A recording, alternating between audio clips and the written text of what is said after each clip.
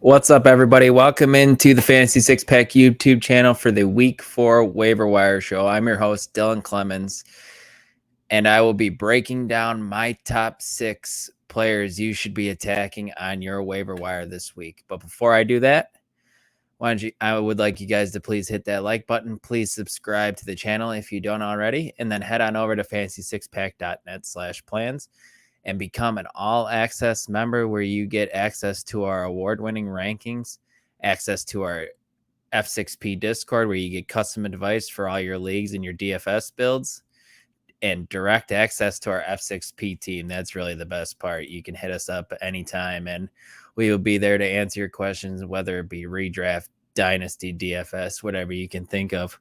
We are there to answer it for you. But without further ado, guys, what do you say? Let's jump right into my top guy here, and that is Tank Dell, wide receiver of the Houston Texans, who is rostered in just 26.8% of leagues.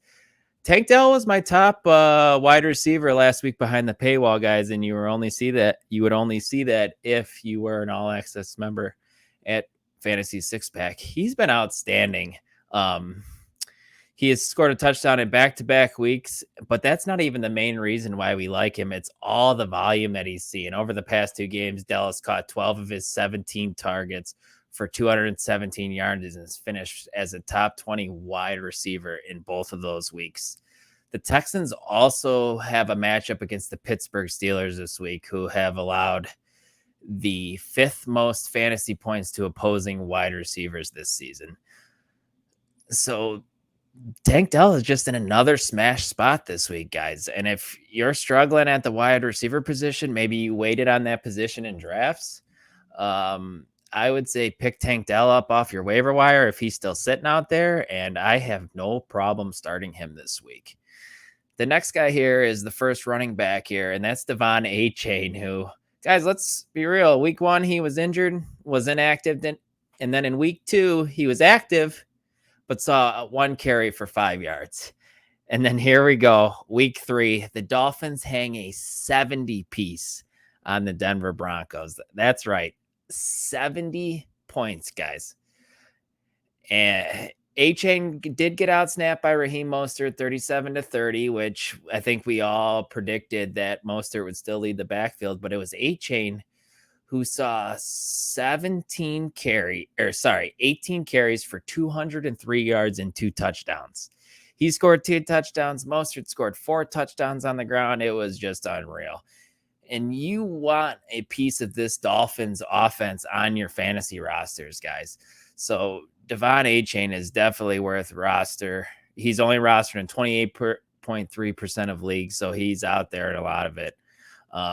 You can put him up, you can pick him up, put him on your bench, maybe wait to see if he can do it again, but I feel like he can, and he is someone who needs to be rostered moving forward. This is where things start to thin out, everybody. We're only into week 3, and it's getting a little rough. The third guy here we have for you is Jerick McKinnon, and I know he didn't do anything the first 2 weeks, but this Chiefs offense finally looked like the Chiefs offense of old in a good matchup they had against the Bears, who, let's be real, they're just kind of a joke right now. But McKinnon he didn't play a whole lot, but he was able to find the end zone twice, receiving the ball. And that was his shtick last year, having 9 receiving touchdowns and 10 total last year. The touchdowns aren't something that you could always count on week in and week out, but we saw last year where people were able to rely on McKinnon down the stretch in their fantasy playoffs, and he won some people championships last year. He has a tough matchup against the Jets. On paper, you would think, however, McKinnon thrives in the passing game, and the Jets have allowed the 4th most receptions to the running back position this season. So I would not be surprised if Jerick McKinnon finds his way into the end zone once again for the Kansas City Chiefs this week. And he just made the cutoff. He's only 49.5% rostered, so he might not be out there.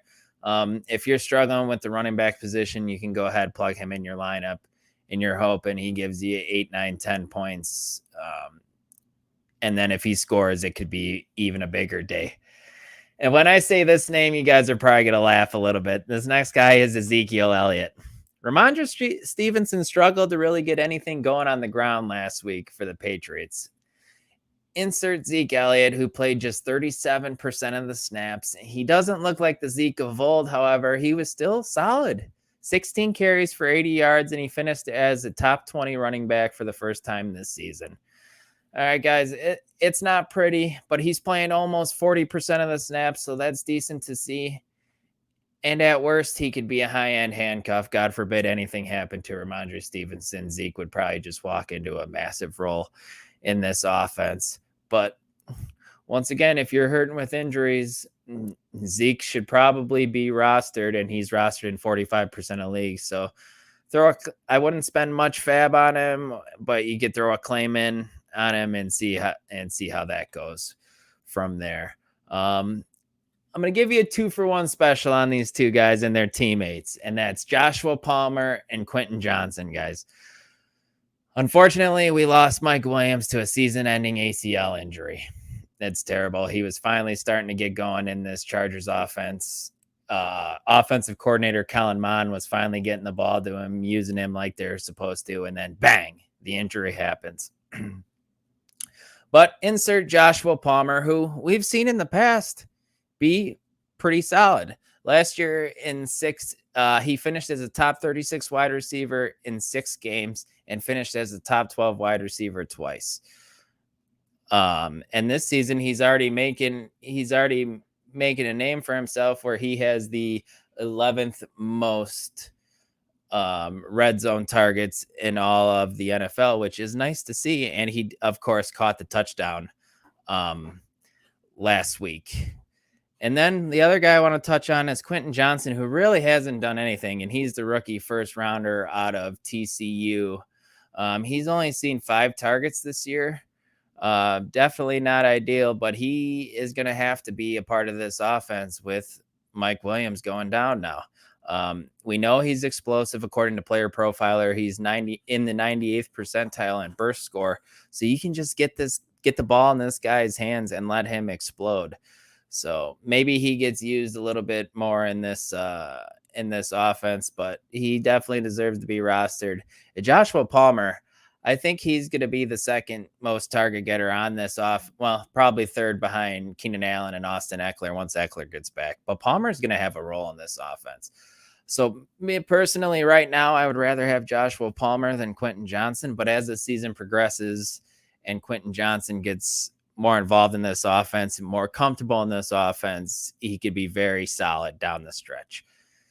And then the last guy I want to talk to you all about is tight end in Green Bay, Luke Musgrave. And I think we could put the whole rookie tight ends don't produce in fantasy football. We could put that to bed right now. There's 2 rookie tight ends who are top 12 tight ends right now. You got Sam Laporta, who's number 2, who's just been awesome for the Lions. And then you have Luke Musgrave, and they just so happen to be playing each other this week on Thursday Night Football. Musgrave has yet to find the end zone this season and has finished as a top 10 tight end in back-to-back weeks. Plus, the matchup against the Lions this week is a fantastic one. The Lions have allowed the most fantasy points to opposing tight ends this season, just under 15 fantasy points per game. If you're looking for a streamer tight end, pick Musgrave up this week and you won't be disappointed. And hell, you might even be able to just plug him in your lineup and start him the rest of the season if he keeps seeing this type of volume in this Packers offense. He seems like a pretty solid player as a rookie, and it's just going to get better. But those are my 6 top waiver wire pickups for week 4. I have listed a bunch of other ones in my article over at fantasy6pack.net, but those are behind the paywall. So like I mentioned, if you want to see those, head on over to fantasy6pack.net/plans and become an all-access member. Like I said at the top, you get access to our award-winning rankings, access to our Discord. You get custom league advice, DFS builds, you name it. We got it over there. So, I think that pretty much wraps it up. I will be here every Tuesday morning the rest of this season to give you my top waiver ads every week. So until next week, I will talk to you next time. Thanks.